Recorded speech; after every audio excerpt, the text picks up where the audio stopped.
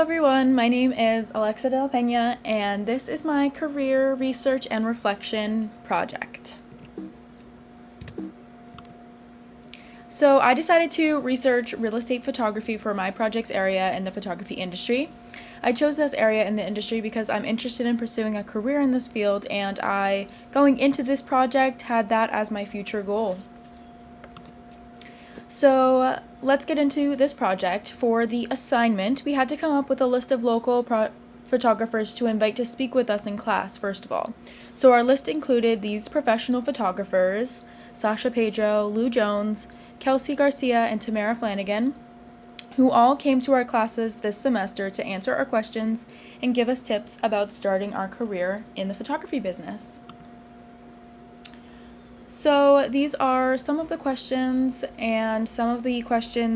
that we had for the group of photographers as a whole, and some of them were a bit more specific to Tamara Flanagan, who I knew going into this project was already an established professional in the real estate photography business and interior and architecture photography. So some of my personal questions for her were how she found and got hired by her clients, and if she was hired directly by real estate agents or their company. And then for her interior photography, how she found her clients and got hired by her clients.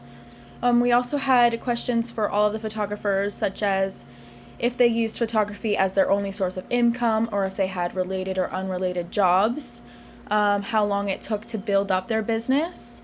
And one of the most important questions that I found were some of the things that they wish they knew before starting their business, and stuff that the school didn't teach them. These are some more questions that we had for the professionals, like was it hard to get started, and what struggles they had when they started in the industry.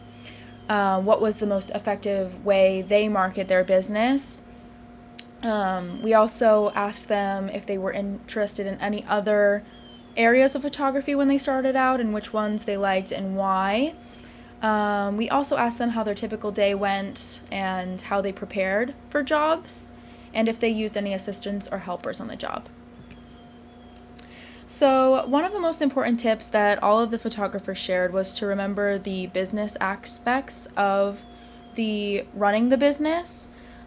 This is something that I thought was really overlooked, because many people go into the photo industry and expect just to take the photos, and it's much more about managing and running a business that can be forgotten a lot when first getting into the industry.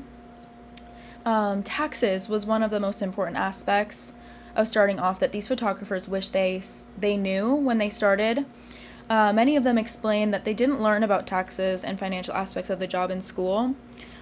Some helpful hints that they used when they started was to use QuickBooks for tracking their income, and to remember how to do write-offs in the taxes when they were filing their taxes.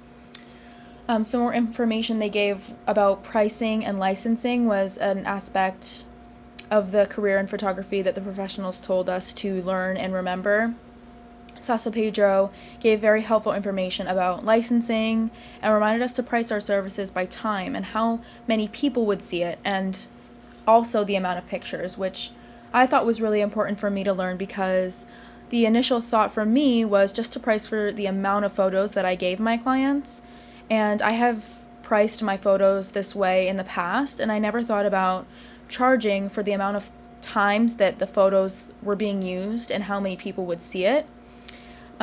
They gave tips about pricing by asking, they said that the best way to figure out pricing is to ask fellow photographers in the industry and kind of go off them and see what they've had successes with, and kind of just base pricing on that sort of way, which was very helpful to learn as well.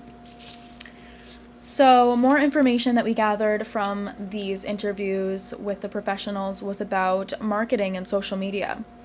So an important aspect of starting the business in photography that the professionals gave was marketing, social media, and going to get clientele from that.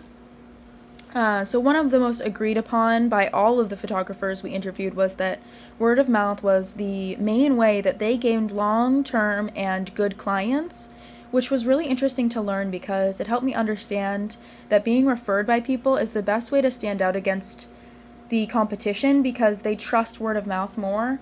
And if you have somebody that refers you, they are much more likely to go off of somebody that they trust, and that was something that was really interesting to learn. Social media was another topic that was really interesting to learn about. Today, social media is key to running a successful photo business because it's similar to a portfolio where clients that don't know you personally can see your images and your work. And many of the professionals express the importance of social media, and although they seem to use different platforms more than others, depending on what their preference is, I learned that utilizing any social media is the most effective means of marketing my future photography business. And the ultimate guide to starting a photography business from Photo Shelter also gave some really important information about what kind of content you should be putting on your social media and how to engage people and gain clients that way. So some more information that we gathered was information about portfolio and website. So they basically taught us that the portfolio and the website should be your best work and showcase the materials and subjects that you want future jobs in. Professional Lou Jones really explained how important it is to almost merge your portfolio into your website nowadays, especially currently, because that has all of your information on it. It's really going to showcase your best work, and people that see the work on your website are going to want to hire you based on that. Some of the website platforms I learned about during this assignment was Shopify and Wix, and they both have different services and aspects that I can use depending on what sort of a website I want to start off. So some of the benefits to real estate photography for me after this assignment were clear. I really love the real estate industry. I already work in the real estate industry, helping real estate agents, so I know a lot about it. It is an industry that's always going to be around, so it's really a stable environment. I would be selling homes, which I think is really rewarding, helping people buy and sell. I would be in new places every day, which I think would be great. I think it has a lot of profitability, and it does have the option of premium pricing if I were to learn something like drone photography and videography. That way I can market myself as higher pricing for that. And here is just a little picture that I found of the DSLR Advantage. It basically just shows that houses are sold for more when they have photography that showcases them in the best light. So some of the drawbacks that I learned about real estate photography would be that location is kind of important. I would need to be located somewhere where there is a lot of real estate and new real estate being sold and bought.